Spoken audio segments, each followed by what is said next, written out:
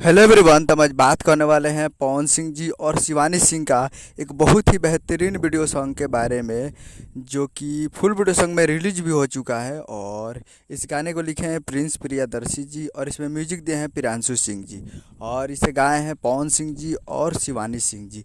तो ये full video song में रिलीज हो चुका है और जो कि आपको स्क्रीन के ऊपर दिखाई दे रहा है। जिस सॉन्ग का टाइटल रखा गया है चल चल चल तोरा माई से कहतानी, जिसका टाइटल है चल चल। और ये फुल वीडियो सॉन्ग आज रिलीज हो चुका है।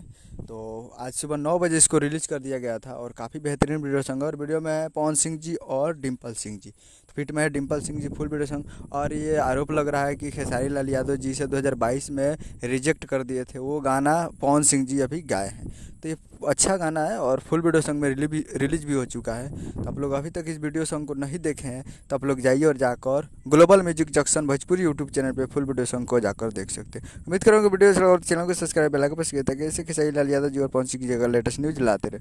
मिलते हैं अगले वीडियो में, तब तक के लिए जय हिंद जय भोजपुरी।